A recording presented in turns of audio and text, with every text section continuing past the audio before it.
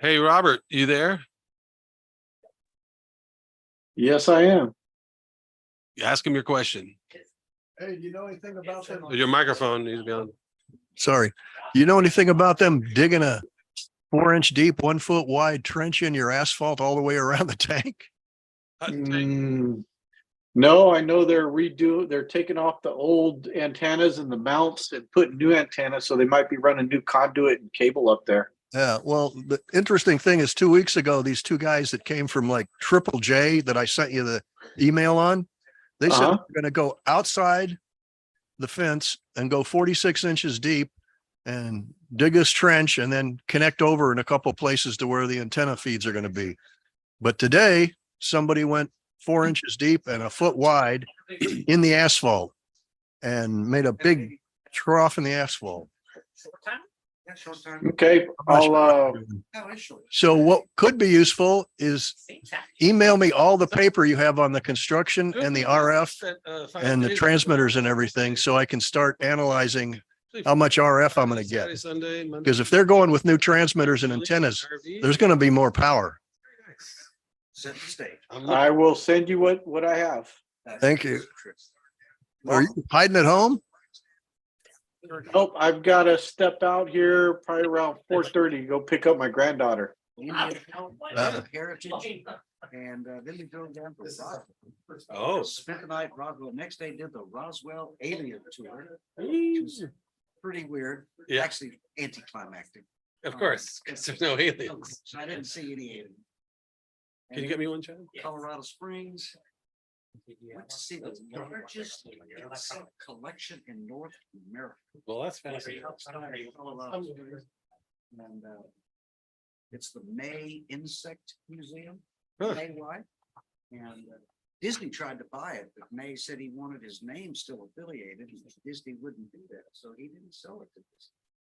He must be in dismay. Then he's in dismay. And then we toured the Air Force Academy. Wow. And then we We're took all the over. tram up to the top of Pikes Peak. Oh, yeah. Talk about anticlimactic. Oh, God. Oh, you didn't have one of the donuts up there on top? Well, I mean, it's like an hour and 15 minutes up. It's an hour down. I grew up in Colorado Springs. You gotta take the tram up and then walk there. Homie ain't doing that. Homie don't hike. We did the car race to go to the top. Yeah, I can't take a Jeep up. Still do that. Still do that. Yeah, they do. Thing is, it was 95 in Manitou Springs at the bottom of the hill. Right. And it was in the 40s when we got up there. So I'm freezing it off, right? Just Oh, yeah. freezing up there. Because I'm in shorts and a t-shirt, right? You're a Californian now. Yeah, I've gone up from a 85 to the bottom with the snow at the top. I've been up there with the snow up top when it's 80 at the bottom. Well, you got the toy to drive right up. Yeah. Yeah, I'm sure it ought to go up there. That's a good race. Testing. High speed Oh, they're going fast. drifting around all the corners. St. George spent the night. It's pretty good angle, right? Jeez. No, it's all- Oh, okay. We're going to St. George in October. That's our next largest. Weird people hanging out those middle tier, lower tier casinos. Oh, yeah. Homemade donut and I've Casino Royale. And then the view is incredible. You can see Kansas. It'll come to me, but it's a name out of the movie. That's pretty far. That's like 150 miles to see Kansas. Yeah. About I remember driving Denver to Kansas City, Yeah. 636 miles on I-70. Oh, you're lucky. out of the movie. That's pretty far. That's like 150 miles to see Kansas. Yeah. I remember driving Denver to Kansas City, Yeah. 636 miles on I-70. I've been to. Oh, you're As you get- Out of the movie. That's pretty far. That's like 150. Okay. The guy across the I didn't get a vote in that, I obviously. did that. When kids were little. I gotta make a call, but I may have to step out. System design. Yes. And that's what we did. Was I-80 or I-70? Yeah, I-70 all the way across, all the way across. Running errands. Okay, I need to get a program of activity here. Oh, they're over here.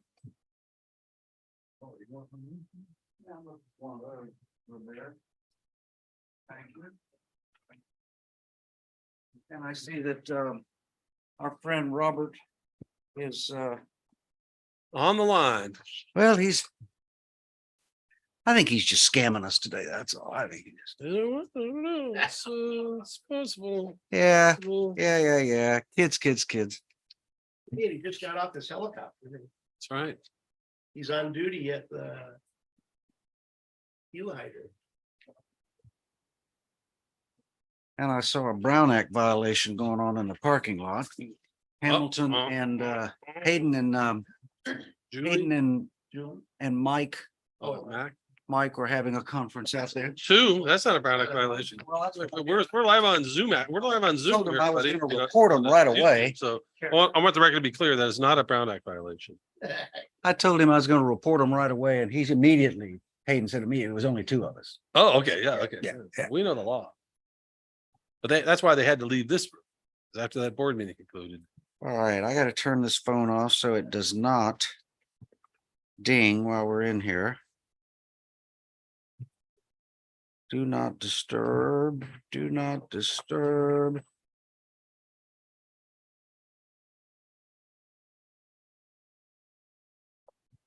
And it's 3:30, so I guess we call this to order and we will start as always with the Pledge of Allegiance. Ready, begin. I pledge allegiance to the flag of the United States of America and to the republic for which it stands, one nation under God, indivisible, with liberty and justice for all. Okay, roll call. Clint Nelson here. Steve McKesson. I'm here. Helene Brazier has advised us she will not be joining. Bob Marnett, Present. Mig Gaska, Present. Tracy Largent. In absence. She's muted. Oh, she is. She's Oh, muted. She is. Tracy, we see you, but you're muted. Can we mark you present? She was here. earlier. Is she not here? No, she's in the middle of the audit right now. Yeah, she's online. Well, we'll give her- I'm here. Sorry, I had All right, a there we customer go. issue. Hello. I'm in the building if you need anything. Thank you. Okay, do we have any people joining us remotely? We have no members of the public online. So I do not have to read all of number You're 4. correct, sir. Okay, seating of alternates, we have a quorum, so we do not need to seat an alternate. Tracy, we welcome your continued attendance. Item 6, additions, deletions, amendments to the agenda. As always, start with the staff. Any changes? I just have one. Okay. Don's gonna be mad at me because I changed it on her draft agenda. But for item 16, this is not a notice of completion. It's an acceptance of infrastructure. So the consent memo is correct, but I botched the title on the agenda. Sorry, Don. And an acceptance of infrastructure means that it gets to go to the balance sheet. Correct. And the We notice of, capitalize it, basically? yes, and Okay. the notice of completion in this case was filed by the developer. Right, So we're just accepting. it. accepting. Okay, Correct. okay. That was my fault. Okay. We don't shoot our wounded. You're okay. Thank you. You're okay, Chad. Appreciate that. Any members of the committee have any additions or deletions? Just that, if we go long, I gotta leave at 4:30, so I'm Let's hope we don't. stepping out. Okay. Public comment relating to items not on the agenda. Do we have any members of the public who want to speak on an item that's not related to the agenda?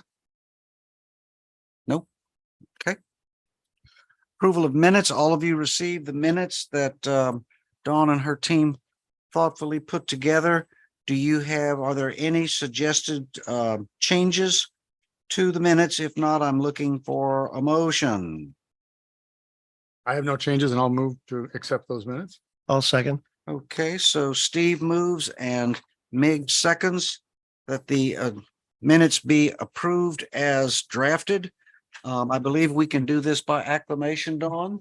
Correct. Okay, so all those in favor say aye. Aye. All opposed, no. And it is unanimously carried. Okay, item 8, short-termer comments. So, Getting that a lot these days. oh, Tom, I'm gonna miss you, Tom. I really am. I'm gonna miss you. But nonetheless, general manager comments. What you got, Tom? Well, as our esteemed chairman said, this will be my last committee meeting as general manager. Although, who knows what the future brings, but I remember when I first started here, 9 years ago, this whole committee thing with public members was totally different than any other place I'd worked, to have, this is usually a couple staff members, a couple board members get in a closed room and hash everything out and bring it over. And at first I'm like, man, this is gonna be a problem. This is a pain. Boy, this is a lot of work. But over the years, I've come to appreciate the work that all you guys do, coming here and giving your input, and the forum it provides the public, should they choose to attend, to have another bite at the apple and take a look at the policies. More than one of the committee members we have are people who started out, madder than heck at us. I know Hayden, our board president, started that way.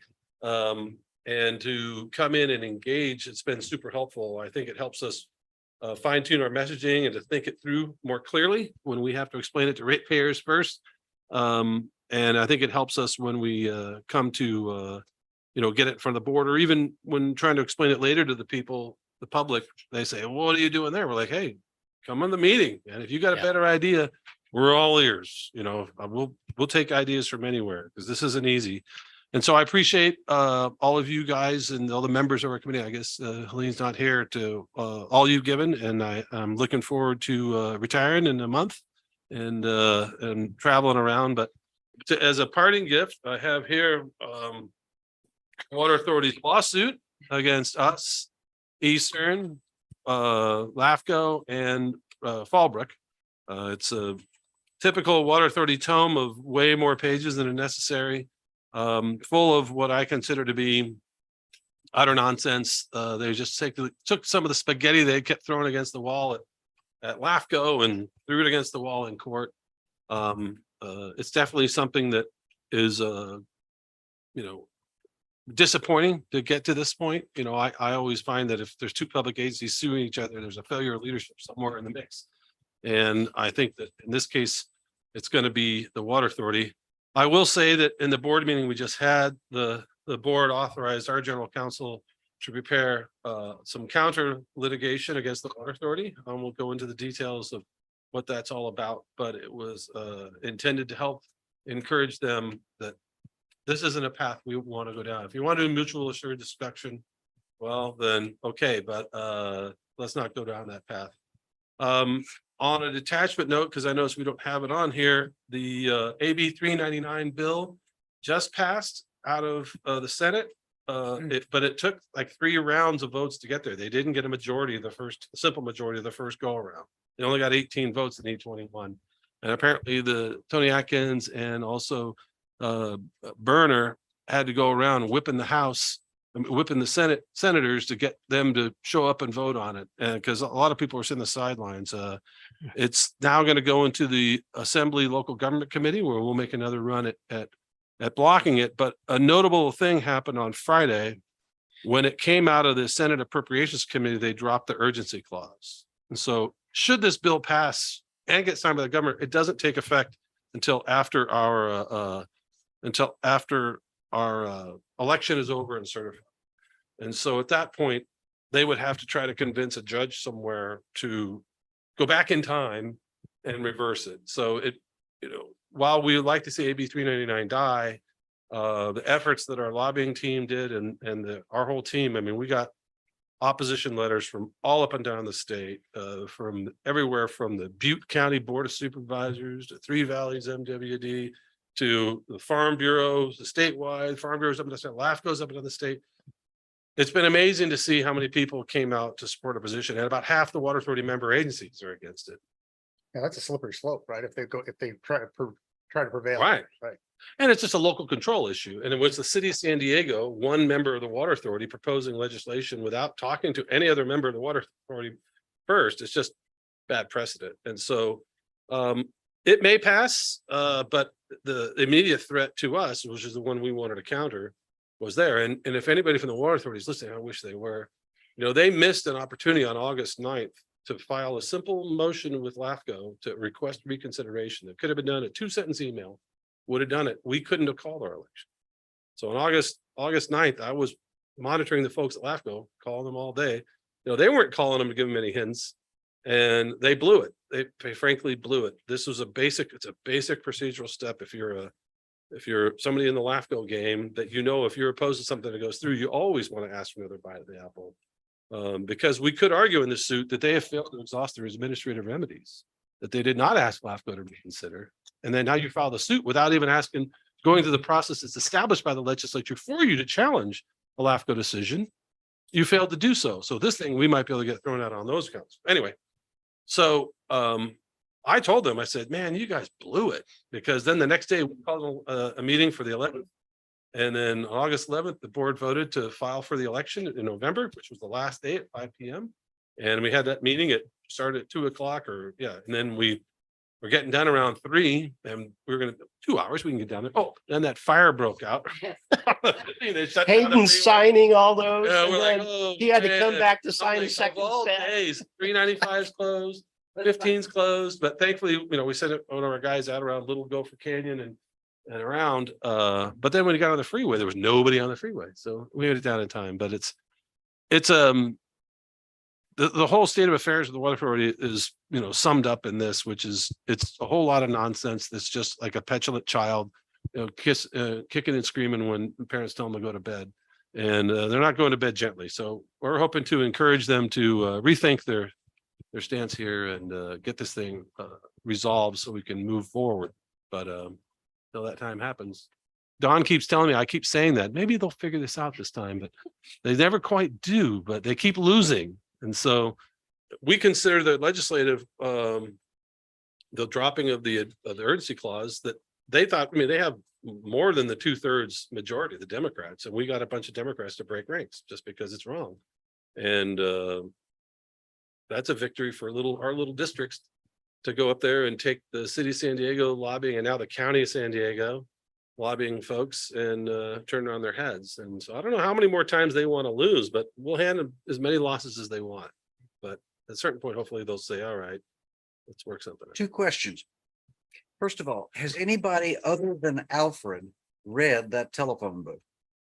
I've read the whole petition for writ of mandate. All the attachments over the years I have, a lot of these are the same things that were, you know, the meat of it is about 58 pages long. I read it. You read it? Yeah, the front stuff. The I read 58 all the pages. attachments. Oh. Yeah. Nobody has read the telephone book.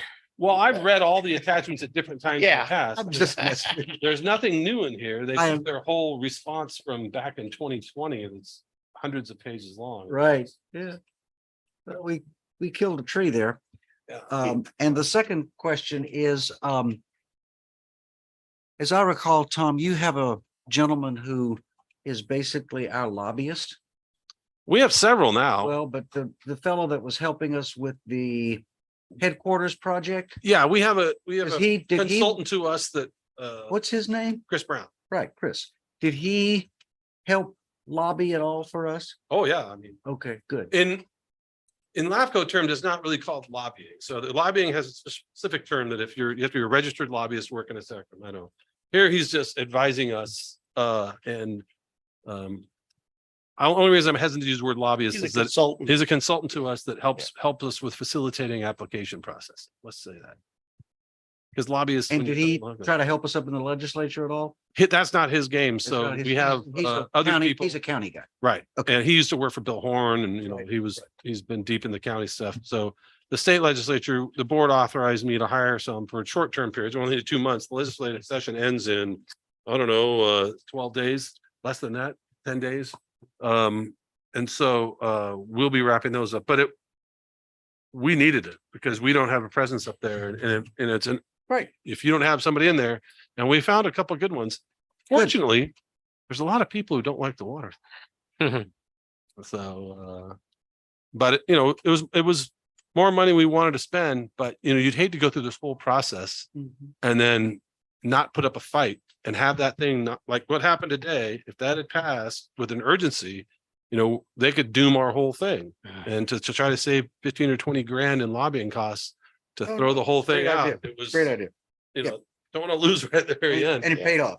It paid off. Yeah. Okay. I mean, it's been defanged, let's say.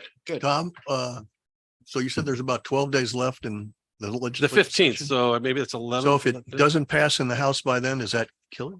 Yeah, well, they could bring it back next year, but the legislative session ends, that no more Well- bills can be approved by either house. When would the local election be that? Our local election is Fine. November 7th. November 7th. You That's should have already got something in the mail. I know a number of people Yeah. got something in the Little mail. card, yeah. We'll notice. Okay, so if that goes and it passes, doesn't it make it extremely hard even if they try to bring it up later? Oh, yeah, yeah. It makes it extremely difficult. I mean. to try They to would, get it- they would have to put in some kind of a language that made it retroactive or something to try and be able to catch us. In the legislature. Unring that bell, right? Yeah, Mhm. yeah. Yeah, but judges are very reluctant to go back in time, especially if something voted on by the people. Yeah. And say, no, that was illegal, unless it was like an unconstitutional act or there was gross fraud or something like that. But there's a huge administrative record that the LAFCO commission had plenty of information. It was 3.5 years of processing. And there was a vote. They bring up in this thing about how the date of the vote got moved. And they even mentioned AB 399 in here. I mean, it's crazy. They're citing laws that aren't on the books. What's ridiculous is to a certain extent, they're complaining about the professor that was approved by the ad hoc committee, which they were a member of and approved. Right. Okay, so now they're going back on saying that the guy was messed up in what he did. There's that kind of stuff in there. Or I think we call that a tautology. You know, they're just trying to intimidate us. I think their intention is to bring us to the negotiating table with this, but I think what they're going to find is they're going to get a different reaction. Right. What's good for the goose. is good So for the gander. we're putting on our armor and grabbing our swords and shields and We want to Good. encourage them to rethink their strategy yes, carefully. good. Good. I think we all support that. Anything else? No, but just thank you. Thank you, Tom. Well, I mean, you've been the engineer of a tremendous amount of change in this organization and change masters are hard to come by. And they can have very mixed records. And I think yours will be one that is singularly positive.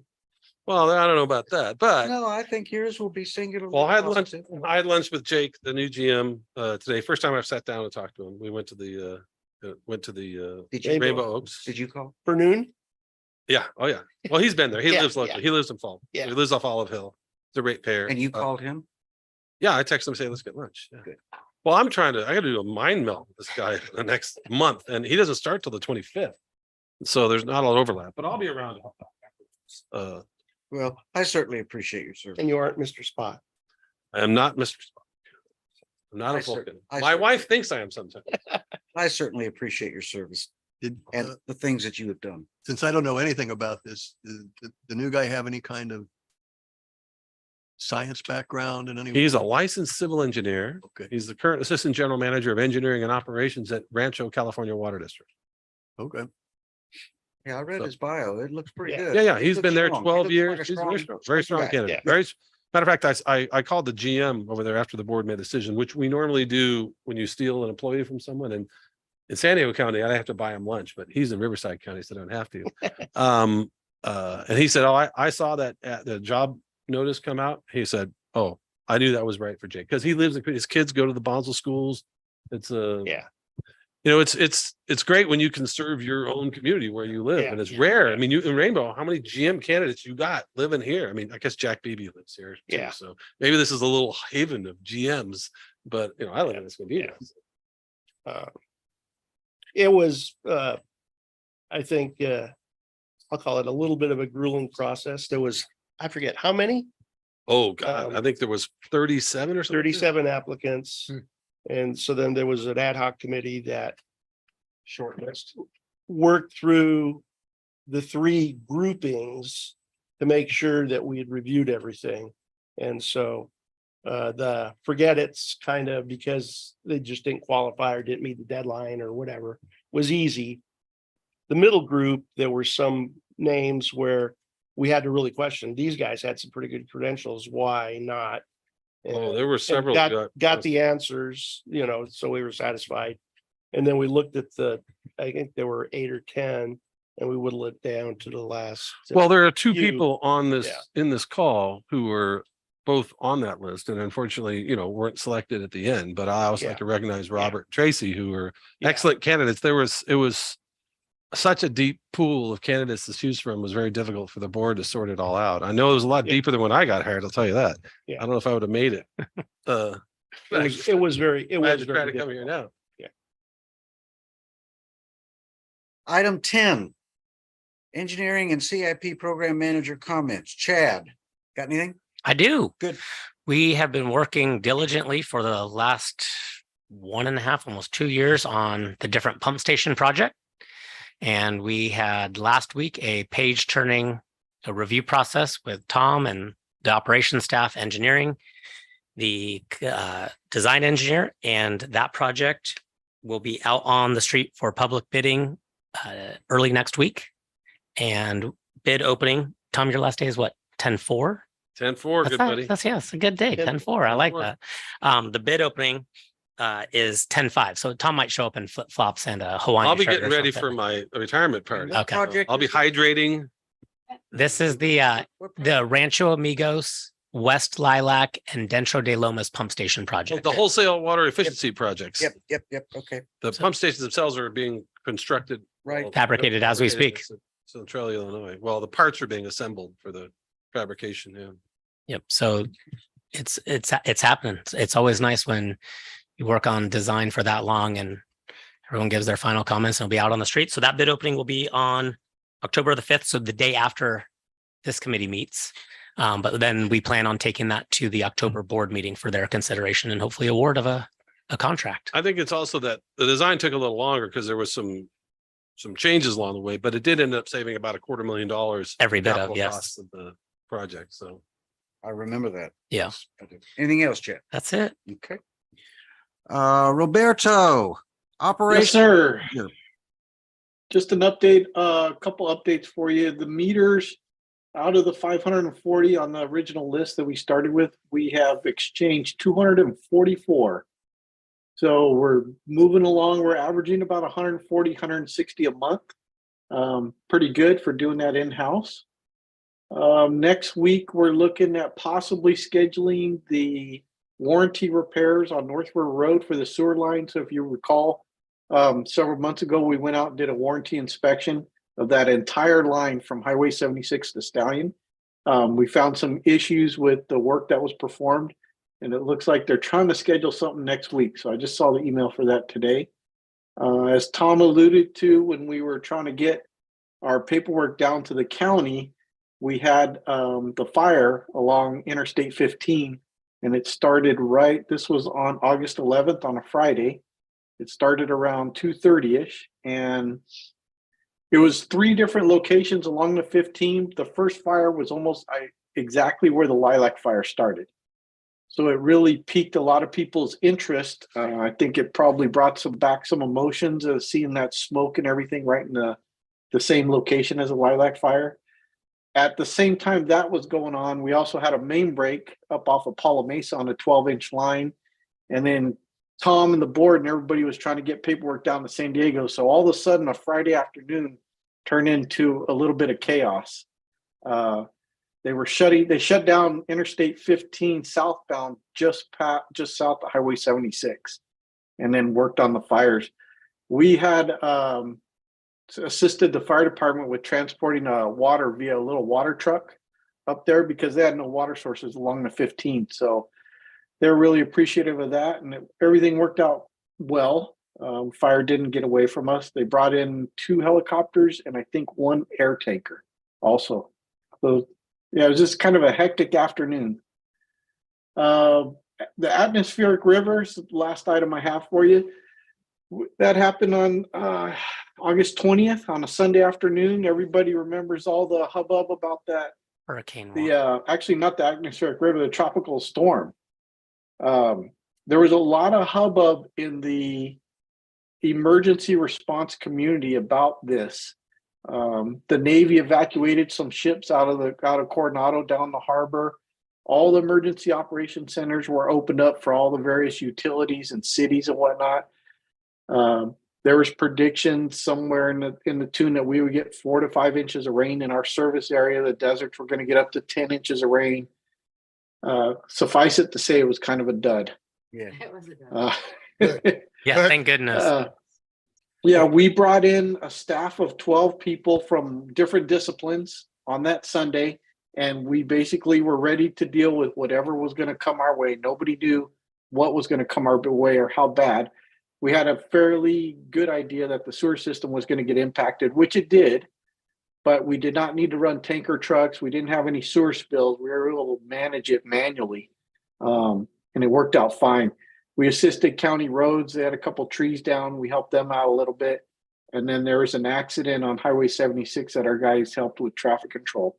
But really not much happened that day, but we were ready. We had phone conversations with North County Fire, the Sheriff's Department, FPUD.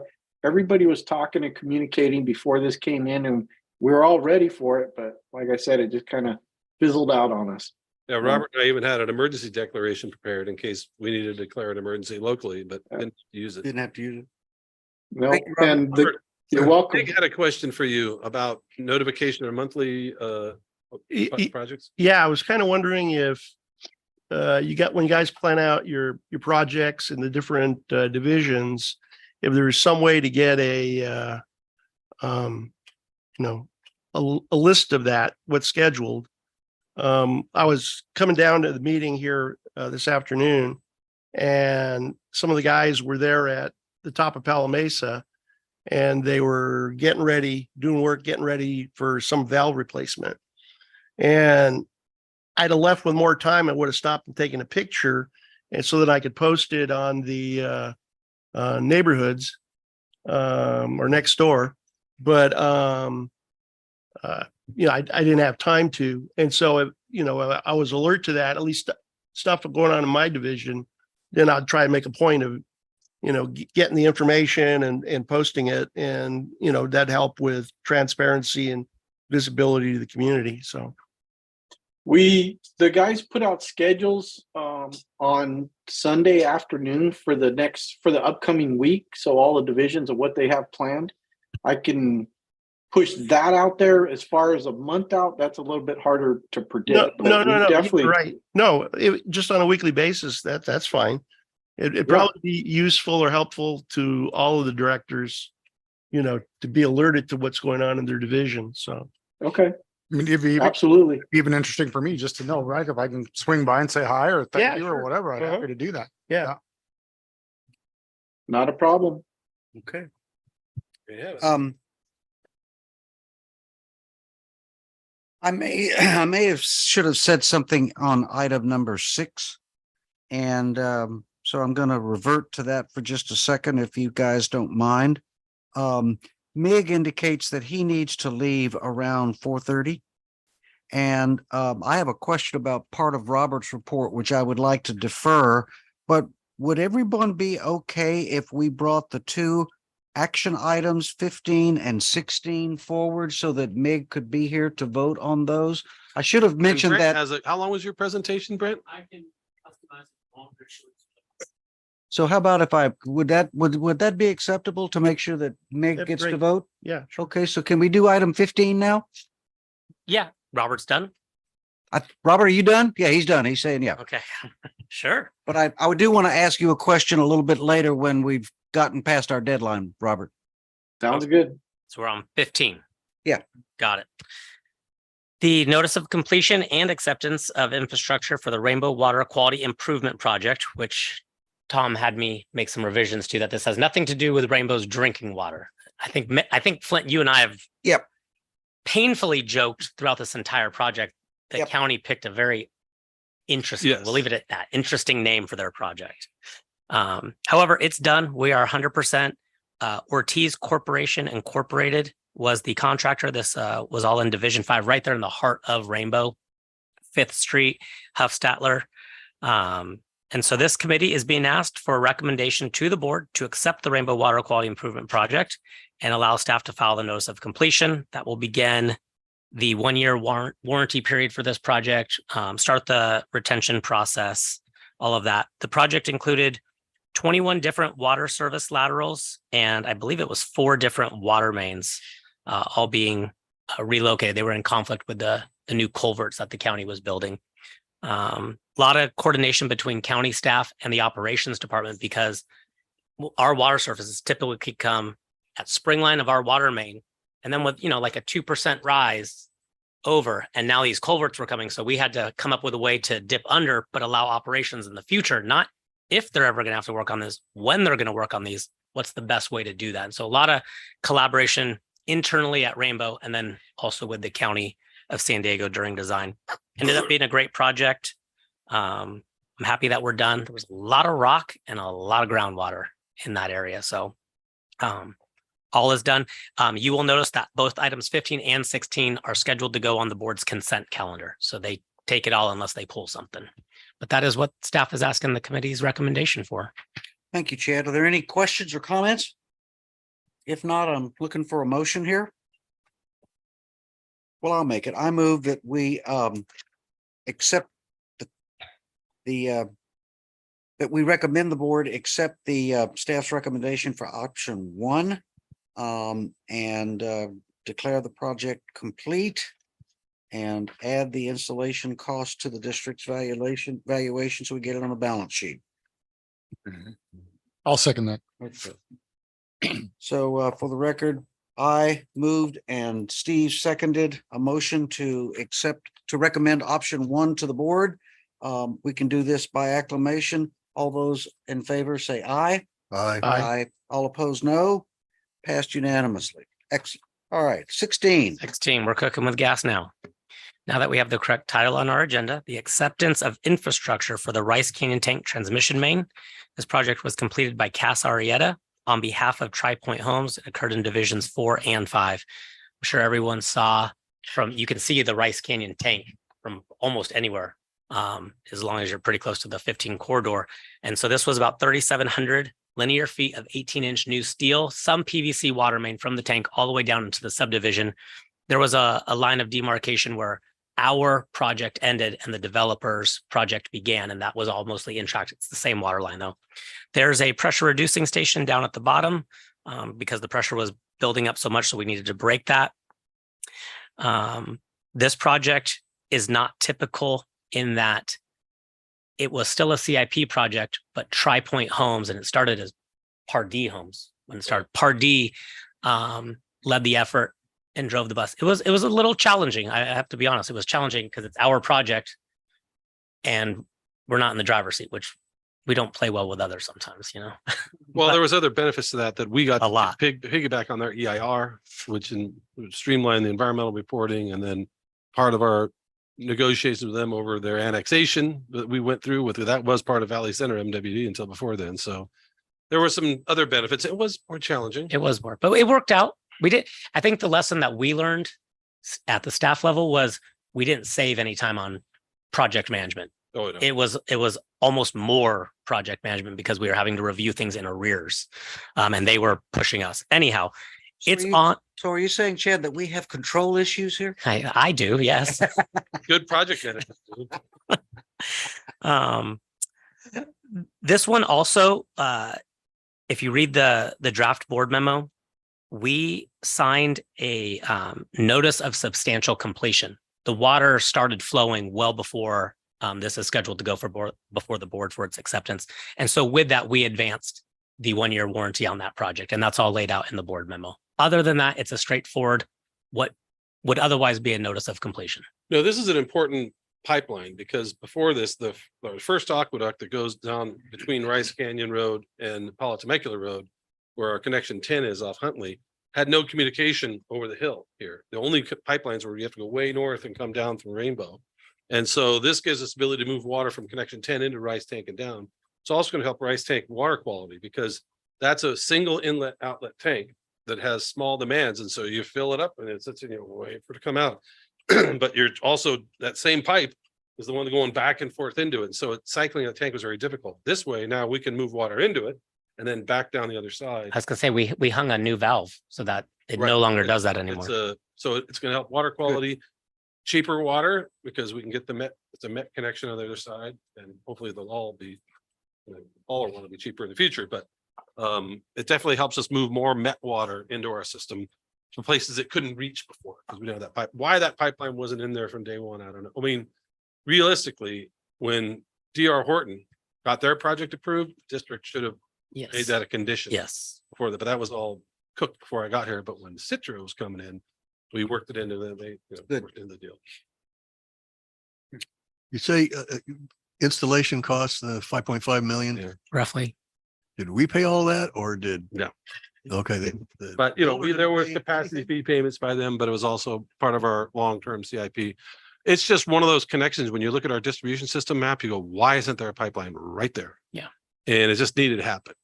And it's a difficult dig because there's a lot of rock and it's coming down a very Yeah. steep hill in a remote area. But, it was one of those things. It was an expensive reach pipe, but it's a critical piece of pipe that really should have been there.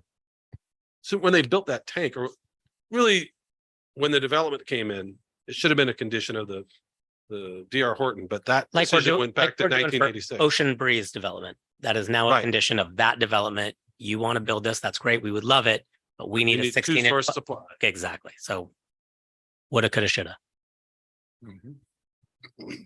Oh, so extension of that 18-inch line to Ocean Breeze, they will pay. No, when Ocean Breeze builds, they're gonna bring one all the way up to Doolin Road so it can tie into the rest of these things. So then we can bring water from there over, all the way over that way. But- We're making that a requirement for that development. That's what Tom's saying on the DR Horton. This It project, should have been put on the Yeah. DR Horton. not a one CIP. 10, 12, 14, whatever. Well, actually, that one goes back to 1986. So with HP, but in its current format, I think about 2004, but But once it did get in tract, I think the street name is Blue Heron or it's blue. the one at It's the top of it's the something at the very top. Once we got to there, that was considered in tract and the developer developer paid that part. paid the rest of that. Okay. Any other questions or comments? Looking for a motion here? Yeah, I'll move that we recommend option 1 to the board for the Rice Canyon transmission. Is there a second? I'll second. Okay, so Steve moves and Robert seconds a motion to recommend that the board adopt option 1 per the staff's recommendation. And all those in favor say aye. Aye. All opposed? Passes unanimous. So basically, this is gonna just mainly add this infrastructure to the asset line of the Right. balance sheet. Okay, Yes. got it. All right, so now we can return, if everyone's accepted, to regular order. Item 12, committee member comments. You have any comments, Robert? Yeah, Go. since they're putting new transmitters and antennas on the Hutton tank, I want to make sure that we require the builder to measure the RF at my house and at the neighbor's house when it's complete to see what power. I'll have to levels- defer to Robert and see what the arrangement is on that. Bob, I just emailed you all the paperwork that they gave us, the plans and everything like that. So take a look at that first and then we can talk to the consultant that's working with these with Dish Wireless. But the answers might be in that paperwork. Okay, well, I said something. Is it Hokeness, the guy who was, Paul Hopeness is the guy on the ground. yeah. He thought Yeah. they should do that, but I kind of want to make it official. We have to be careful because we've been through this before, because that's within 500 feet of your house that it's Oh, yeah, yeah. our admin code doesn't allow you to weigh in on that. It's a conflict of interest. So that's just, What about the neighbors? if they're 500 feet, it's in our admin code says that you have to recuse from things, but Robert will take a look at it. I mean, that's something we'll take care of, but Well, I they just don't wanted to measure it. throw that- I'm going to measure it anyway, because I Oh, don't okay. trust them.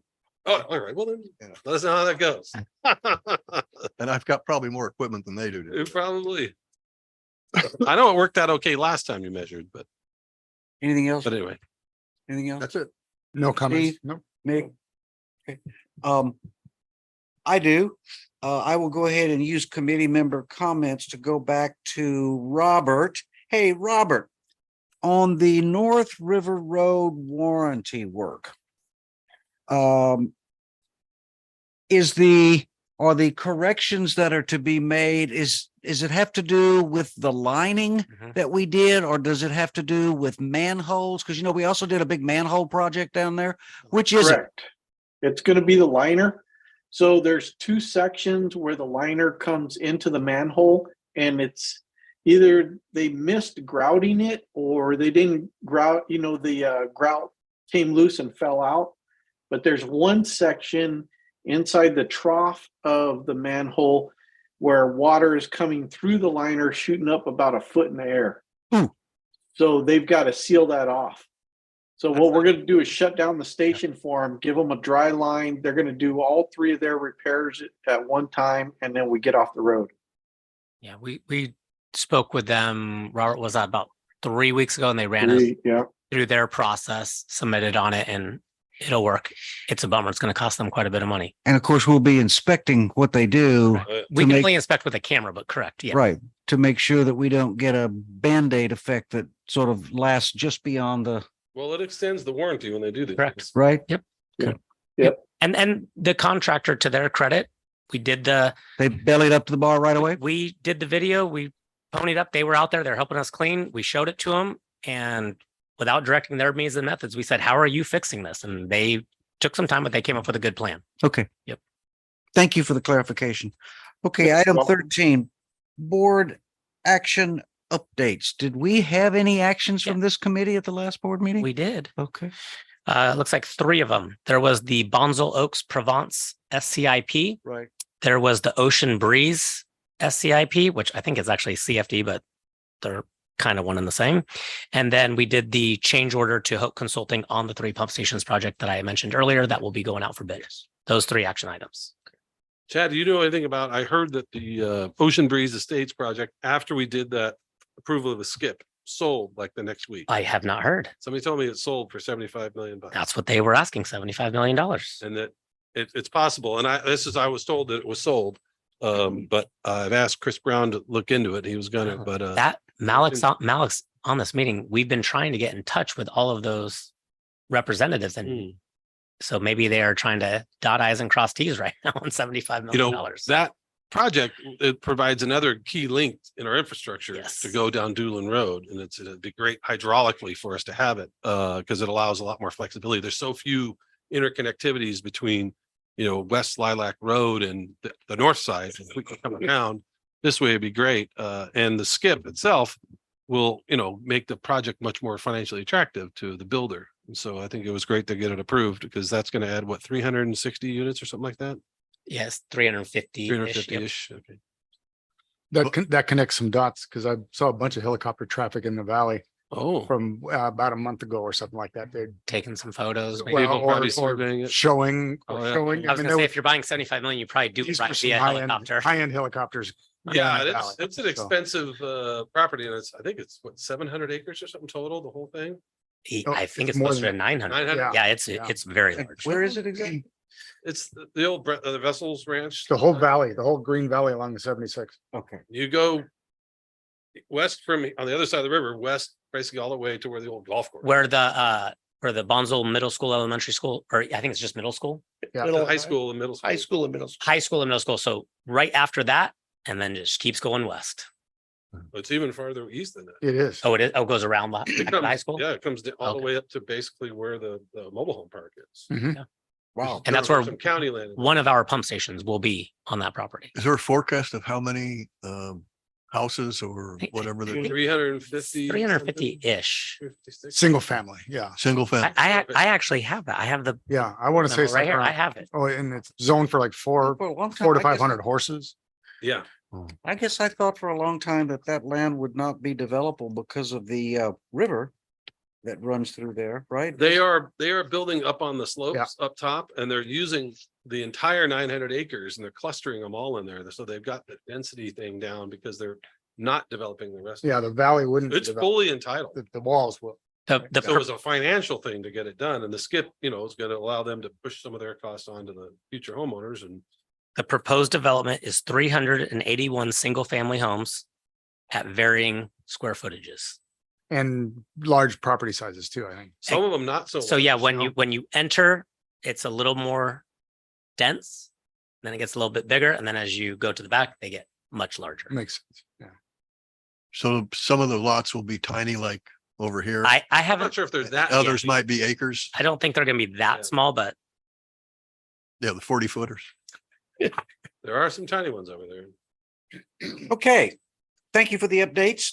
We'll go to item 14, and that is presentation on disseminating information about microplastics and new DPR. What does DPR stand for? Direct Department- potable reuse. What? Direct potable reuse, so reusing wastewater. So Okay, we are lucky today to have Brent Allspaw with us. Brent, I'm trying to remember how long I was sitting here, talking about probably 20 years plus. I don't know. Back in, 2003 or so, when we were firing up the Alevenheim plant back in the day.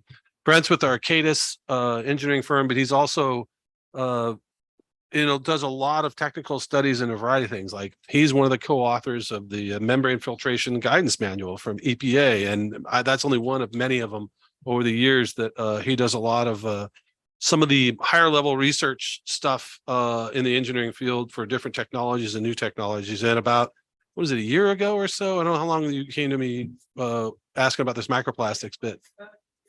Year and a half ago, they asked, and every now and then we participate with a couple grand here and there to do these studies to help people identify, because microplastics is a big deal.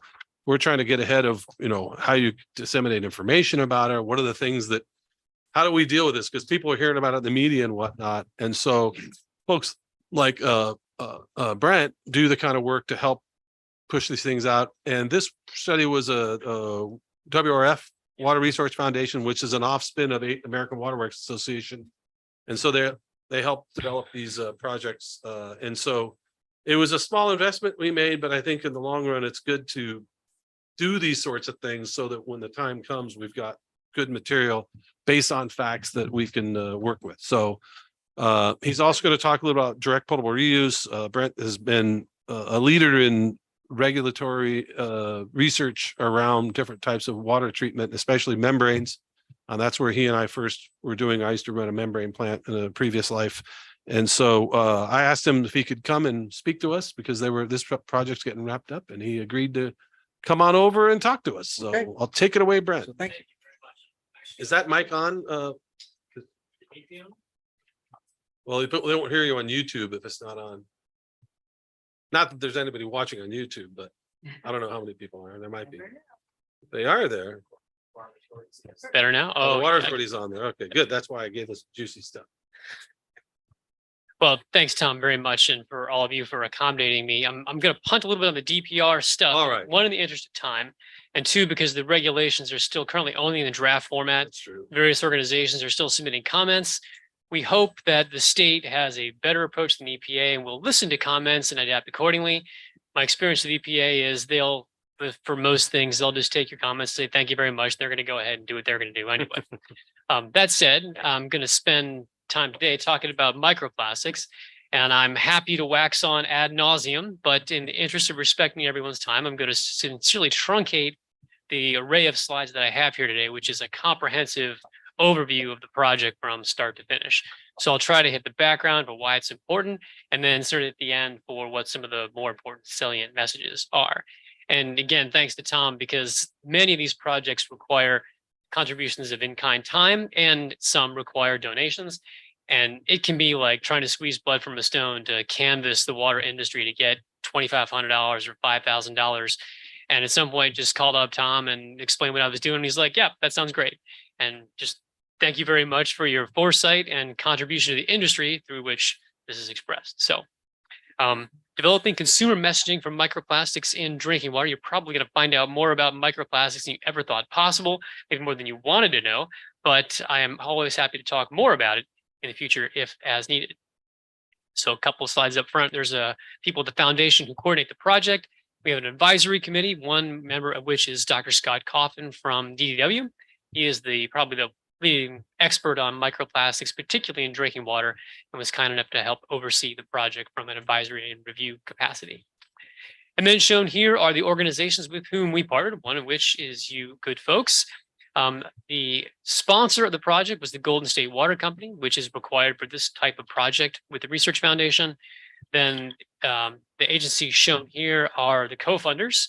And we also had a contribution non-monetary, which is shown there behind the screen at the bottom corner, a non-monetary contribution from the American Chemistry Council, which has also done some research on microplastics messaging in its own right. So I like to start with this slide because it has staggeringly big numbers. This is a piece from The Guardian about 3 years ago. Indicates that for a study conducted by UC Santa Barbara for the Nature Conservancy, California, and at the time this was not yet published or peer reviewed. Let's go back in time there. It found 13.3 quadrillion plastic fibers in the environment. Now, that's like the staggeringly big number you only see when they talk about grains of sand on the beach or stars in the universe. But in any case, in this context, it's supposedly a scientific number. Now, even if it's off by an order of magnitude or two, considering it's not yet been peer reviewed as the time of this was published, it's still a very large number. And when you consider that this is only plastic fibers to the exclusion of other types of microplastic particulates, and it's only in California, and it's only in 2019, you can see if you expand the time, the type of particulates, and the geography, the extent of microplastics contamination in the environment is enormous. So they are everywhere, and that does include our water supplies. So where we're at in California, if you're not already aware, the state adopted by a legislative mandate a definition of microplastics in 2020. And then subsequent to that, they approved several analytical methods for testing for microplastics, which is notoriously hard to do. And then following that will be 4 years of sampling at select drinking water treatment plants with the obligation that the utilities have to report the findings in their annual, potentially biannual in the future, consumer confidence reports. There's a copy of the handbook they released in 2022 that talked about this quite a bit. And one reason why this 4 years of sampling is interesting and compelling is because in the literature, it's a huge mess in terms of microplastics for technical details that I won't bother to bore you with today. But this will at least enable utilities throughout the state that are designated for sampling to do it by the same sampling protocol, by the same method of analysis, and therefore we have at least a large data set that's apples to apples comparison of occurrence in water supplies and potentially their ability to treat microplastics at plants across the state. Where are those plants that are going to be tested located? They have prioritized a group of states. It's in the order that's been issued. And I don't think that you are on it. It prioritizes certain types of treatment, and the largest utilities they're trying to get as big a sample set of the state as they possibly can for what they call phase one. They will review that data, and then in phase two, they'll refine another list to determine who else, if anyone else, should be required to do more sampling. Do you know if there are any in Southern California? Oh yeah, Metropolitan, and Oh, yeah, the big agencies, yeah. Right. I have a question. Sure. Being kind of functionally illiterate on this subject, why do, right? After you've done. Right. Why do we care about microplastics? Do they harm us physically? Oh, Do they that- cause cancer or That brain is a defects? terrific question at the heart of the matter. And the reality is we don't know. And that's why the state is interested. In addition to this, the work that's kind of profiled here with occurrence and treatment, toxicology is one of the major areas of microplastics research. And again, I could go on and on. There's microplastics, which this is a category, but as a subset, there are nanoparticles, nanoplastics as well. Where those might get into the body, we are a long way from understanding. So if they have a health effect, we really don't have a good understanding of that at this point in time. And to that end, that's why the state is sampling right now. They want to find out if it's something they should regulate, because frankly, they just don't know. So it's an information gathering effort. Does this get into the food chain as well? Certainly, yeah. Absolutely. So we're everywhere. Chances are being close to the 70, the 15 here and the 76, and I'm in Murrieta now, but recently was in Oceanside, right along the 76 corridor. There's probably microplastic bits from some of the major sources of brake dust and tire wear particles. And you could see in the windows of my condo that faced a direction that was vulnerable to the wind flow, there's a sort of layer of blackish sort of looking dust. That's not your normal house dust, and that's almost certainly plastic particles that are coming up from the road. I've got rubber soles, which are probably synthetic. This carpet's probably synthetic.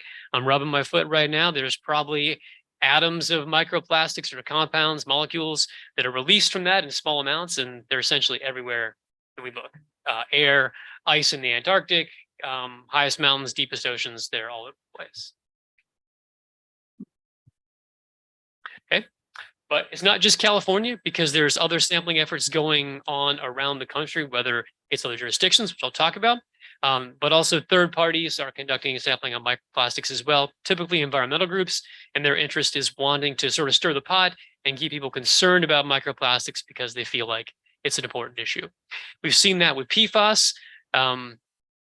And what will happen is someone will publish a report like this one, which is talking about PFAS occurrence in surface waters. Then the media will pick up on that report. They'll say, hey, where do PFAS occur in my jurisdiction? And then your local consumers will read that report in the media. They'll call your utility and say, hey, what are you doing about PFAS? And the same thing is true for microplastics. This is a report shown here from Pennsylvania that characterized microplastics in their waterways. And you started to see the same thing when this report was published. Lots of people were interested and called up their jurisdictions in Pennsylvania, their utility, and said, hey, what are you guys doing about microplastics? What do you know about microplastics? As a utility community, we probably know a lot less than we should. It's not just California either, because New Jersey also has proposed legislation, which is working its way through the process, effectively giving its Department of Environmental Protection a mandate to adopt regulations about microplastics, effectively cloning what California is doing. And it's not just them, but New York City as well. They have proposed an effort to sample for microplastics. So you can see that interest is growing. Now, between New York City and New Jersey and California, that represents about 57 million people, or 1 in 6 in the US, could potentially soon be in an area where your water supply is monitored for microplastics. So you can see. And so if I understand you correctly, all of this concern and hoopla that's going on about microplastics is about something that we don't even know if it hurts us? That is correct. Now, the Is hoopla is, there something, am I missing something? I don't think so. This seems like something is wrong with this picture. Well, I think, again, the state's interest is in trying to find out if they should regulate it before it becomes a bigger problem. But we'll see.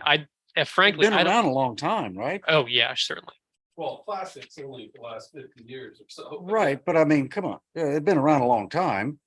And Yeah, it's hard to say. I mean, obviously, I think they just have an interest in knowing how prevalent it is. Yeah. I'd like to know. well, you see these commercials on TV where some company is being sued for the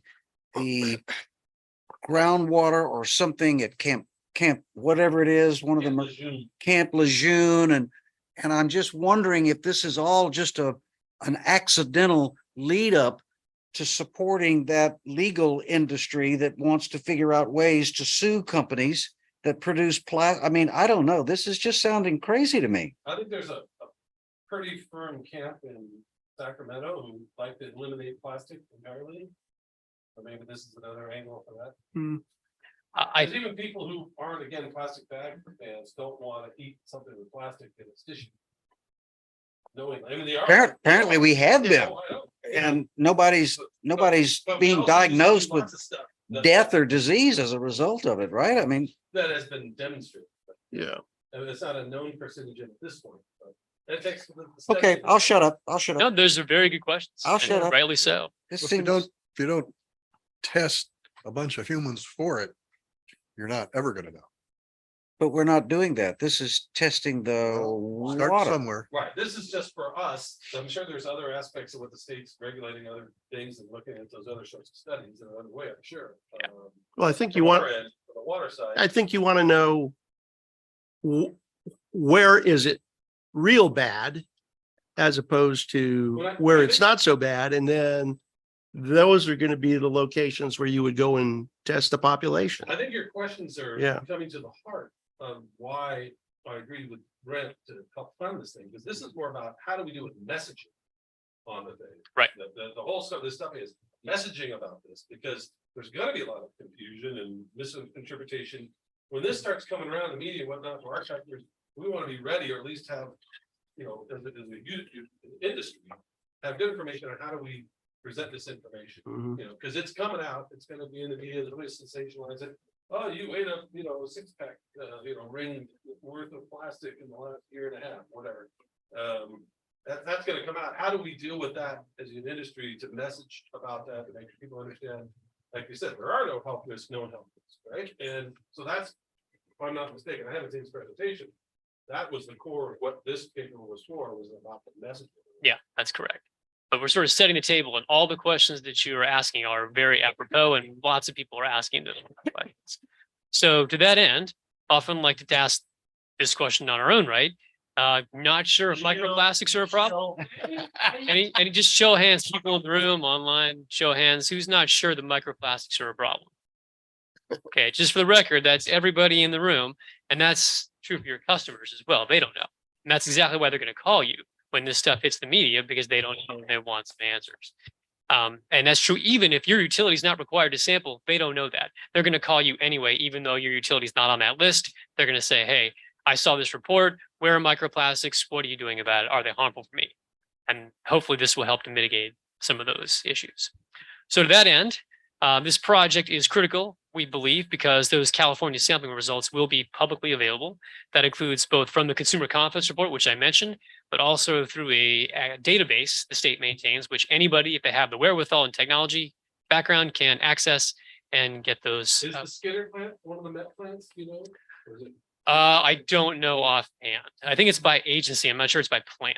Oh, so they do all the plants. I think so. If it's MWD, we get water from the Skinner plant, so that'll show up on our consumer confidence. And I should hedge because I'm not sure if they're going to wholesalers or the biggest customers like LA, I'm pretty sure is on that Oh, I list. see. I can't remember. The plant level, It's not the plant level. I'm almost positive. okay.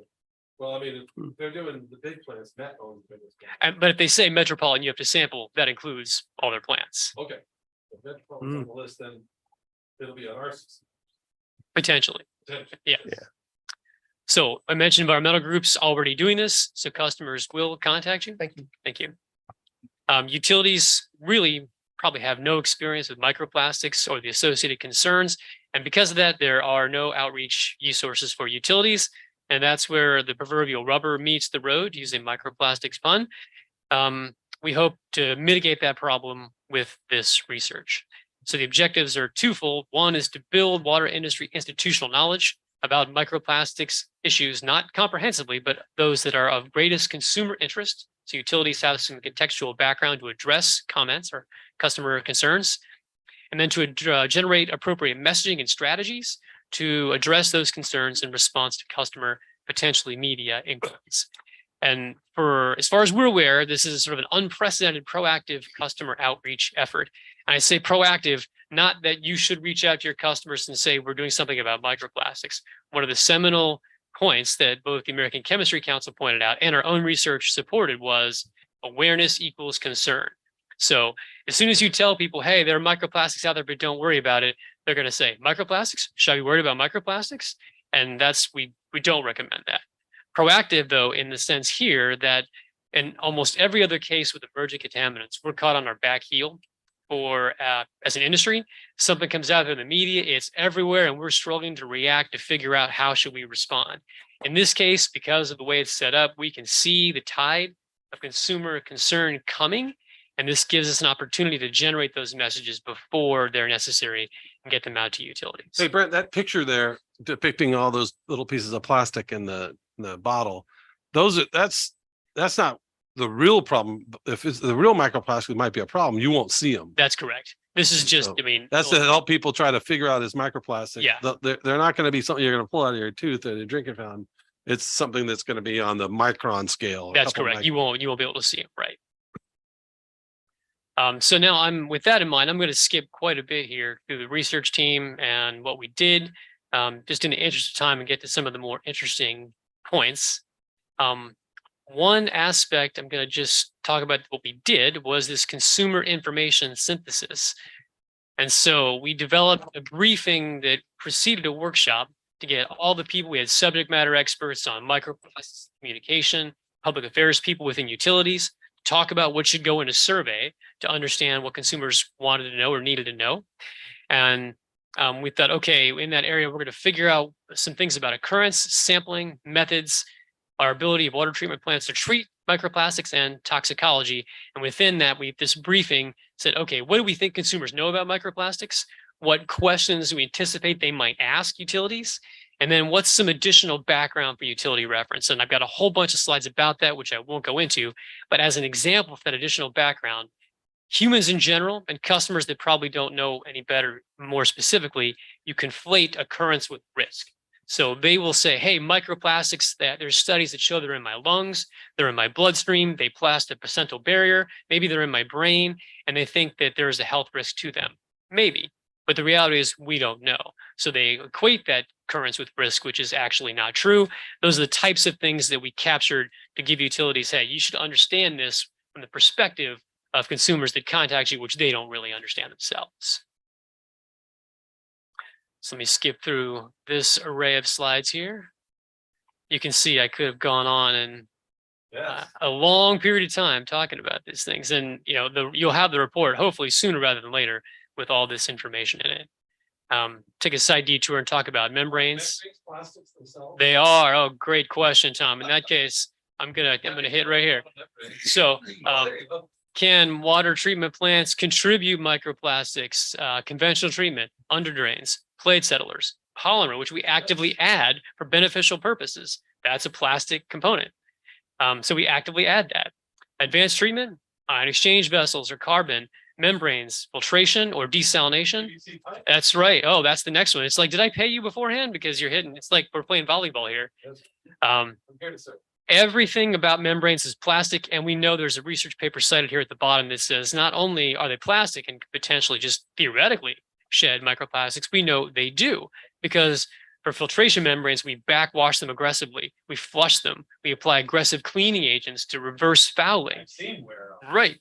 There's mechanical stress and routine wear over the course of time as materials age, and all those can contribute to those membranes shedding microplastics downstream, even as they remove the ones coming from upstream. Piping, piping, coatings, chemical systems from the storage tanks, the tubing that transfers the chemical from the tank to the point of application, and feed pump parts, all are made from plastic materials. So then let's go forward again into some of the survey responses. The survey had only 16 questions, but some subparts, the target duration of about 15 to 20 minutes, because the professional firm that conducted the survey for us, that's what they have determined is really about the attention span of somebody. And you want to get meaningful results from them before they start to get bored and think about what they're going to have for dinner. And yes, you're right. That's true. Let's see, go back to this. Oh, that's good. Okay. So this just walks through some of the questions in the survey. These are some statements I'll go into in a bit. And let me skip through this.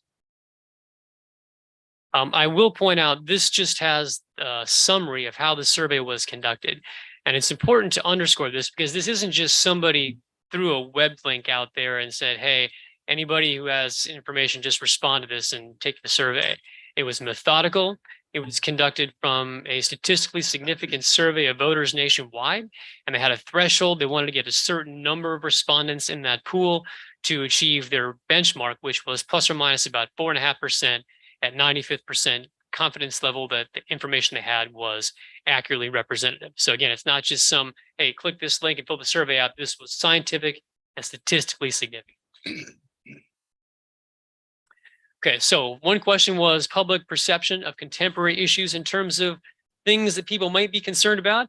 Fortunately for us, tap water quality ranked very low on this, only 23%. So it was the least concerning list of potential problems. Only 23% considered that tap water quality a very or extremely serious concern. So we should all take that as a good sign. The public has substantial baseline confidence in our drinking water quality. Then in terms of satisfaction with various utility services, water ranked highest of those pulled here over electric or wastewater or cable or satellite TV, which no one likes, not surprising there. So again, customers have a high degree of confidence in the service that utilities provide. So there's an opportunity, messaging wise, to leverage that public trust as an aid for communications. In terms of microplastics awareness, only 39% had some baseline awareness of microplastics in drinking water. And among that subgroup, though, almost 200 to 500, 76% of those people reported some level of concern. So again, what this underscores the point I made before, awareness suggests concern. So if you're aware of this, you're probably concerned about it. So that would be 76% of 28%, That's 76% of 39. 39%. that's Okay. correct. Oh, right. I see the two categories. Okay, thank you. Then in terms of concern over an array of drinking water contaminants, 2 of 3 express some degree of concern. Those are the first 3 colors from left to right. 23 plus 17 plus 25 is 65. They express some amount of concern over microplastics in drinking water. But that's really comparable to other contaminants like bacteria, pharmaceuticals, chemicals like PFAS and sewage. Interestingly, when you just say chemicals as a general category, the concern jumps way up because they don't really understand what that means, even though most of the rest of the stuff on this list is a specific type. Of chemical. That's right. But my question about that slide is the question that the respondent is being asked is, I'd like to ask you a bit more about pollutants that may exist in tap water. And for the average person, the use of the word pollutants may not have the same meaning as it would for a technical person. That's true. And for the average person, there is the word pollutants means negative, Right. something that hurts me. That's true. Okay. And so I'm going to suggest that that is that's kind of really a loaded question. You could interpret it that way, certainly. I would wonder why sewage, there's 43% of people are not concerned about sewage in their drinking water. I mean, Jesus, people. Well, they probably don't think it's in there. Well, if they trust, yeah. They don't think sewage is in their drinking water. Well, I mean, it says that if you ask you a bit more about pollutants that maybe exist in your water, please tell me if you're concerned, extremely concerned, whatever. But like not concerned, 43% having sewage in there. I mean, but if it's in there, I think But Well, you- but they're asking, are you concerned that that contamination, contamination is also a very, very pejorative word from this pollutant is currently present in your tap. So they don't think it is, Tom. Tank farm of chemicals they put in the water. Yeah, they don't- Chlorine, polymers. But the consumers don't think sewage is in their drinking water. That's what that's But saying. Your typical consumer wouldn't pick it apart like you've just done. They're going to answer the darn question. Right, but I think that subconsciously those two words are triggers. You're leading the witness, yeah. Right, And they're triggers. you will find, and we did in going through a survey, even as limited as this was, you can parse details like that ad infinitum. And at some point, you just have to make your best assessment about what's the best wording or terminology to go forward and ask a question. But it's an astute point and not invalid. Then we get this briefing statement about microplastics to them. Microplastics are fragments of any type less than 5 millimeters in length. That's in accordance with the California definition. Smaller than an ant. Most are so tiny they can only be seen with a microscope. Microplastics can come from cosmetics, clothing, food, beverage packaging, industrial processes, among other things. They're ingested through food, air, and water, have been found in wildlife and in humans. And the impact of microplastics on human health and in tap water is currently the subject of extensive research. And with that, then we said, okay, having heard that, how concerned are you about microplastics in drinking water? Extremely, very, or somewhat concerned. So if you're any of the former two categories, extremely or very concerned, that's about half the people. So I'm kind of hustling through this too. So your change in concern based on that statement before you heard the statement, and then after the statement really didn't change that much. The impact of that briefing statement was modest. So a change of plus 11% or 7 percentage points. But in the grand scheme of things, after hearing the statement, the totality of the respondents, 3 and 4, indicated they have some concern about microplastics in the drinking water. And that's even though the statement made no specific mention of occurrence in drinking water, that they do occur or don't occur, or any health effects that may or may not be a problem with respect to microplastics. So again, awareness tends to translate to concern, whether or not that concern is grounded in any particular scientific study.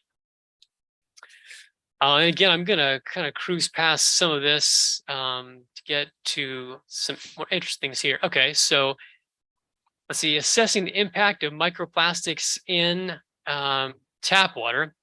This is sort of where consumers are out of alignment. So they said, hey, we're confident that utilities can assess the impact of microplastics in tap water, they probably interpret impact as health effects because there's nothing else that would be a problem for them, although we didn't ask them that question specifically. And detecting the presence of microplastics, so, do they occur? But the reality is those are the two areas, toxicology and occurrence, about which we know the least about microplastics. So what consumers think they know and the reality is almost directly out of alignment. So there's this perception. It's not that surprising because really utilities haven't messaged about microplastics before. And so consumers, they just know, or they perceive they know from looking at the media, and they have a general idea about what they think utilities can and can't do.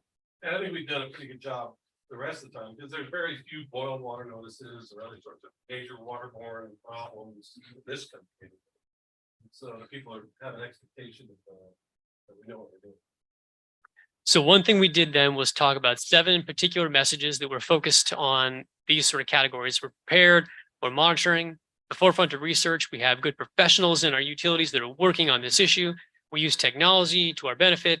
We're vigilant about it, and we're proactive. And then one of the deliverables from this project was these series of infographics, which show the statements and then sort of this nice background and the series of follows, and they're intended to be used by utilities for messaging purposes. They will be available in PowerPoint format, so you can customize them. And you see up in the upper right, we give you a place to, hey, you can put the logo for your utility here, use them internally or externally, as the case may be. And I won't take the time to read all of these, but I will highlight a couple of things going through them. So this, being prepared to tackle emerging contaminants, your water utility is ready, emphasizing that important point. And then here, the numbers here don't appear in the formal infographic, but what we show here is the percent of respondents that reported an increase in confidence after hearing this particular statement. So 60% for this one. We monitor for microplastics. We continue to do that. 63%. So I go back, 63% there in the upper left. So that that percentage of people had more confidence after hearing this statement. This one about utilities advancing research. We're at the forefront of that, 59%. And I will highlight this section because it's going to be important.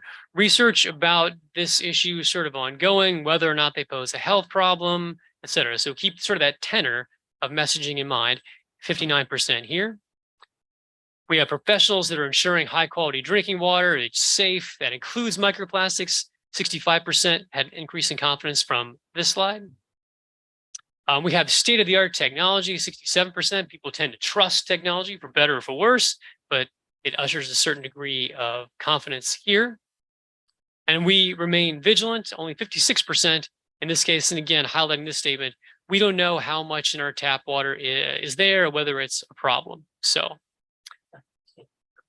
proactively addressing microplastics, highlighting that we are proactive. We're looking to identify the risks and prepare solutions before a problem emerges, 64%. So here is the comprehensive summary from people who expressed either they're much more confident or somewhat more confident from hearing each of those 7 respective statements.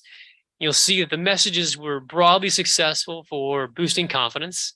However, the spread between the responses was not that substantial, but the 2 messages expressing some degree of uncertainty, which I highlighted in the series of slides, garnered the lowest increases in confidence. So again, it wasn't a big spread, but it is notable that the ones that expressed some degree of uncertainty had the lowest influence in terms of confidence increase.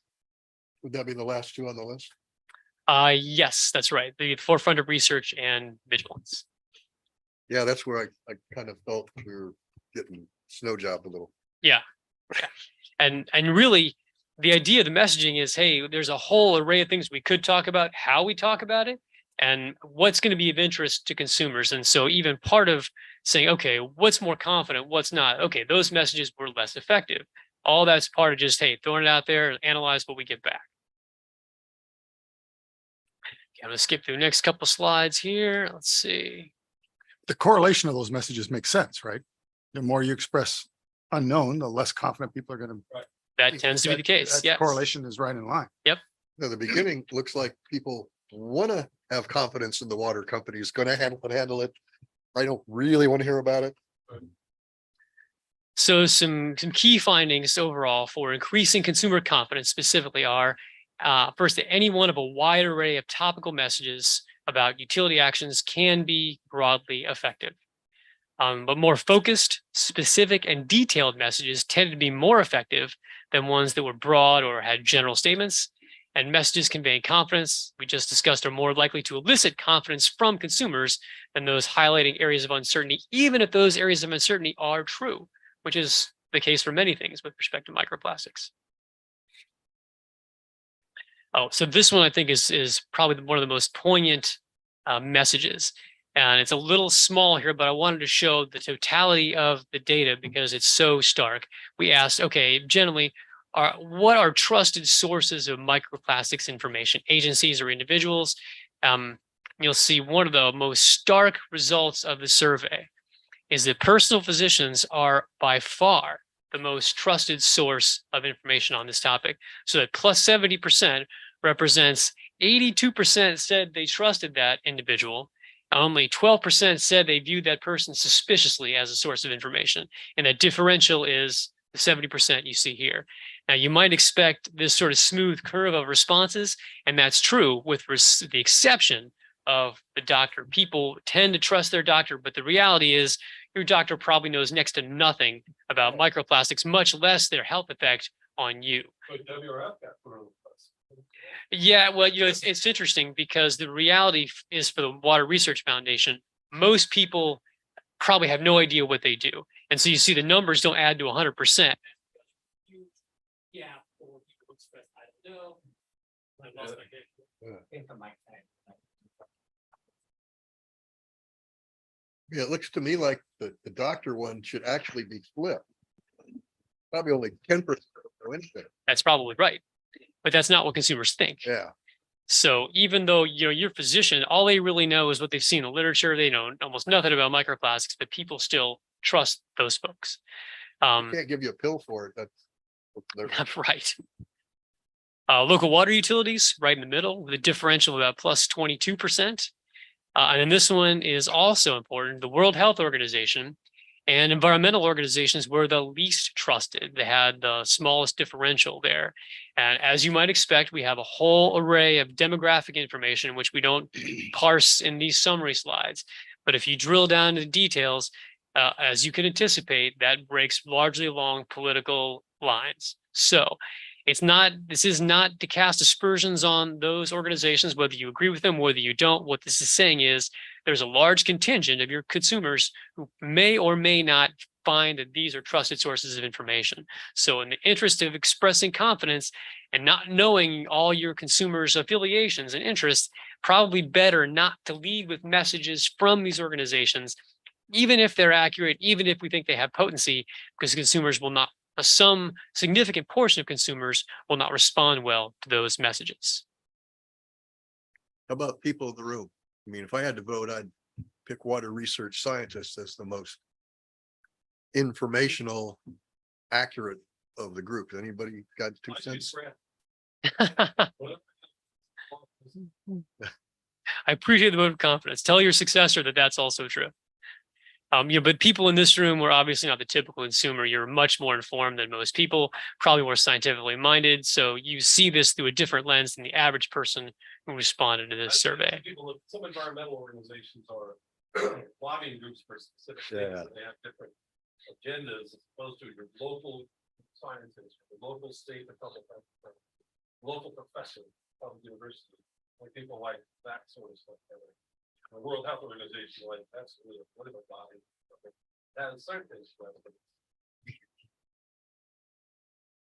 So just a little bit more about messaging strategies. So these are things we said to do or don't do. So don't proactively communicate about microplastics in the absence of very specific information that needs to be or is required to be conveyed, because again, awareness translates to concern. No need to open Pandora's box until somebody makes you or forces you to. Do capitalize on the public's instinctive trust in water utilities. Do keep in mind the public seems to be overconfident in their utilities' ability to detect microplastics and assess their impact. So certainly you don't want to dispel that necessarily, but you also want to avoid actively reinforcing misperceptions. So tread cautiously when people ask about those things. Do engage with the medical professionals to facilitate effective messaging. We saw doctors garner a high level of trust, and again, it was a notable increase above everyone else on that list. So as an industry, we could probably do a lot of good with trying to engage with the medical community more in messaging about issues of consumer interest with respect to water quality. And don't position WHO or environmental organizations as lead messengers, because consumers, by and large, pursue these as less trustworthy than other sources of information. And then guidance for responding to customer inquiries. Don't offer messages that emphasize the ubiquity of microplastics, particularly when coupled with uncertainty about health effects. Consumers have shown they don't respond well to that.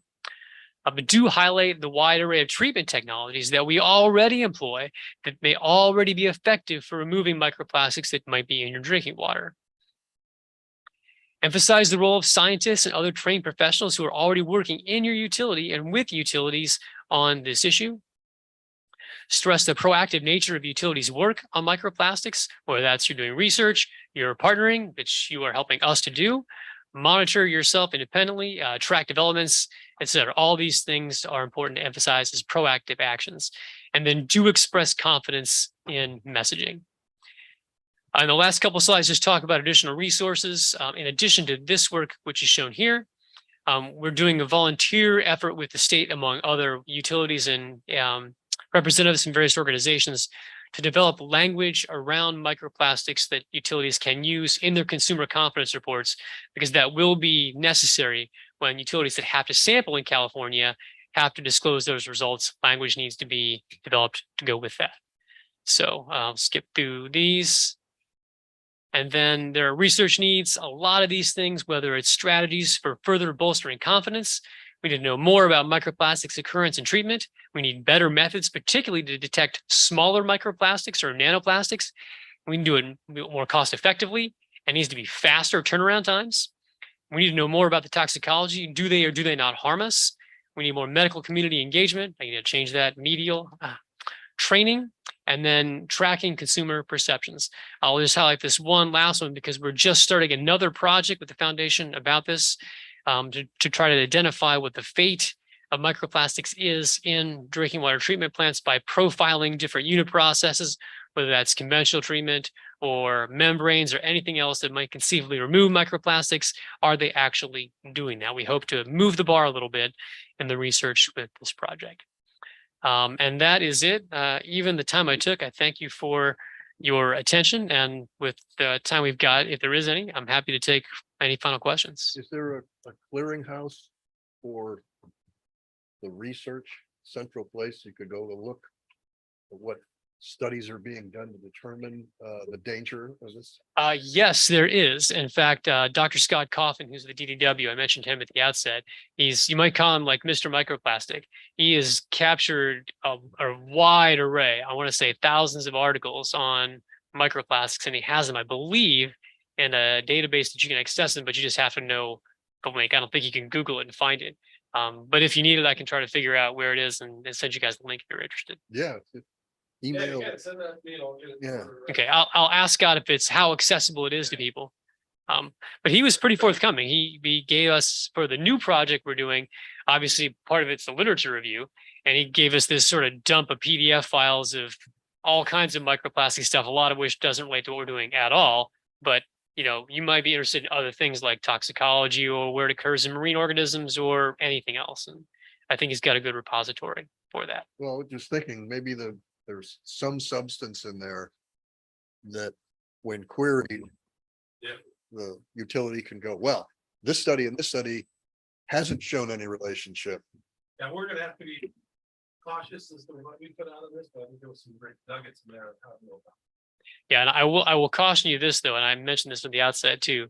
One of the biggest problems of microplastics literature is that it's a complete mess, especially with respect to drinking water, because the sampling methods are not the same and, try to prevent, I'm probably wearing a lot of synthetic clothing right now. So if I take my samples without taking that into account, I can just brush my shirt and all of a sudden I've got a deposition of microplastics that contaminate my sample. They're airborne, they're in labware, so you have to have a fume hood when you analyze it. So there's all kinds of things with respect to sampling and analysis and people talking about apples and oranges with respect to comparing different studies.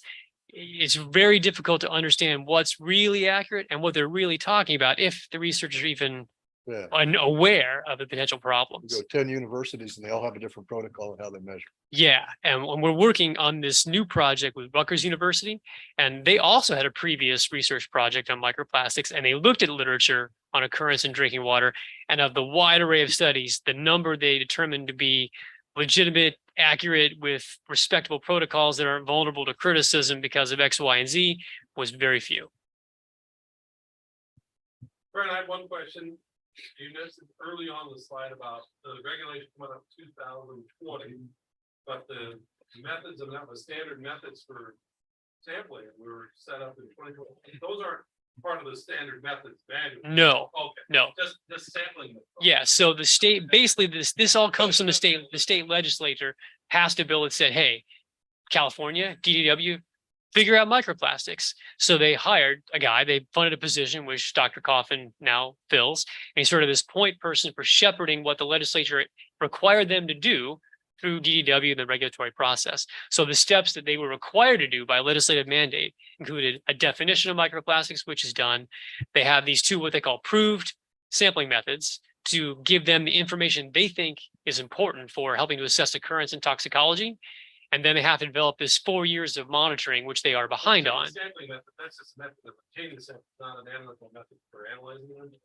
The methods are for analysis. Okay. Yes, that's what's But that's required. fast to develop those, because my recollection of the standard methods over the years, it's like you're slow moving process. Yeah, there are those that think even what the state's doing is relatively slow, but you're right. You're right. One thing that's been holding them up a little bit now is they have a study going on to try to give utilities guidance for how to properly sample. And that's like a year behind, I think. So Tyvek's, plastic, isn't it? So Yeah. They were a suit of armor. Steel, plate mail. that- naked. Yeah. Do it naked. They came to the right state for that. All right, anybody else have any questions for Brent? Yeah, I got one more. I can't resist. I like it. I'm finding this just almost, I feel like I'm in a fantasy world with willful suspension of disbelief. Are there any other things in our water like microplastics where we know it's there? We have no idea whether it hurts us or not. And it has not yet been the subject of media crap. Not that I'm aware of. It's sort of, The only thing. it's sort of singular in that respect. Yes. Okay. And one, I think one of the things about this is that it has a source that's so pervasive in our society and our is a decidedly anti-plastic movement in the state, and there's some for good reason. There's Yeah. you go to the beach and it's just Yeah, yeah, there's yeah. a move to get people off. I things get that. Don't degrade, Totally get that. and especially things that when they do degrade, they degrade in these things that don't ever go away. They just get smaller and smaller, and then they end up in your liver or wherever.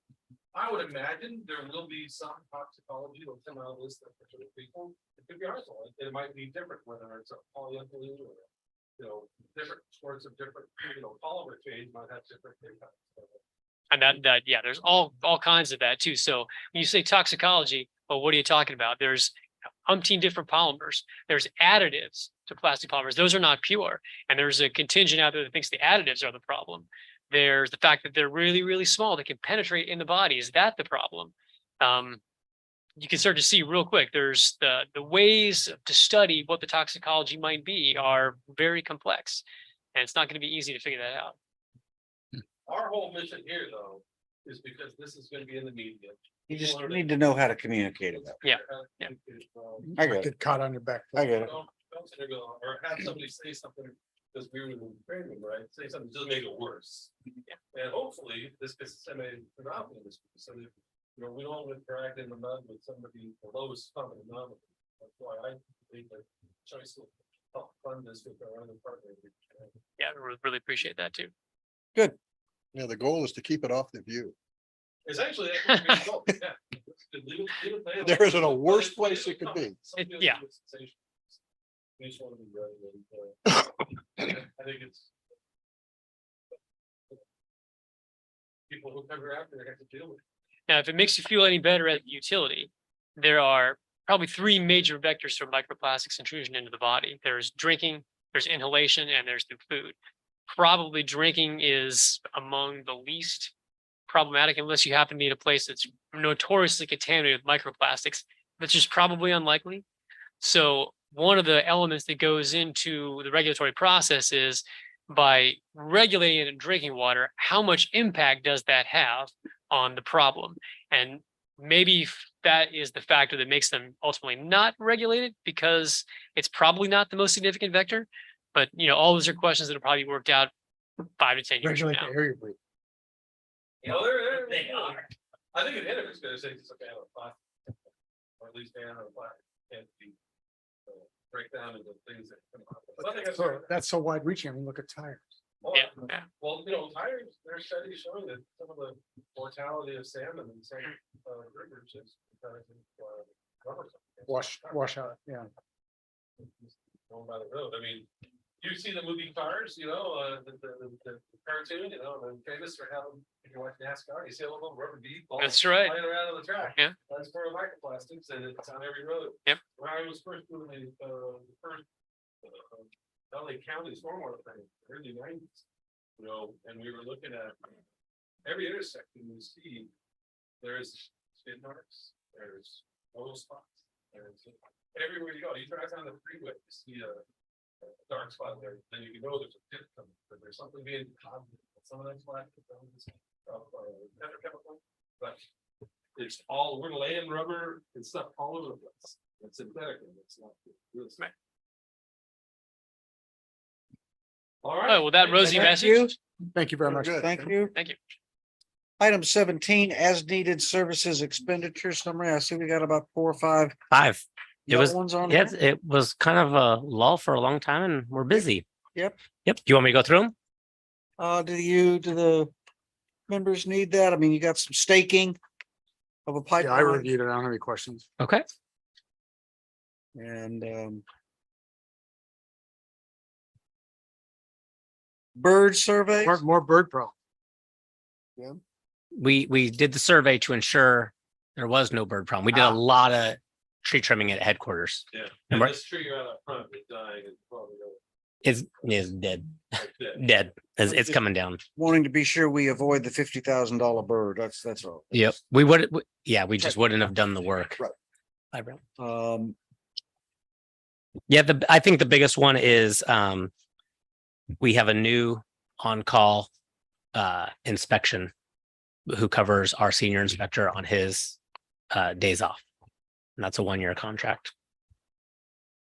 And the Valley CM, that's the people that are doing Lift station 1. station. Yep. Any other questions, comments? Nope. Okay, last item on the agenda is what are we doing next time? I don't know. It is weird. I'll be Cavalier sitting next to a new boss Yeah. this time next month. Yeah. Trippy. What we got next time, Chad? Anything? We will have just missed we'll be a day early before the bids are open, so that won't be on October 4th. I know staff is already working on something. I don't know it offhand. Okay, But we'll be coordinating. We All right. keep a running spreadsheet that we talk well, to Don yep, about. you guys will, you'll let us know. Yeah, and if it's slow and the bid opening's not the following day, I'll be in touch with Don and with yourself. Okay. Not with short timer over here. Okay. Then without any further objection, we're gonna adjourn this thing. It's 5:07. Time to quit and eat dinner. That is. QED. So I'm looking at the trick on that.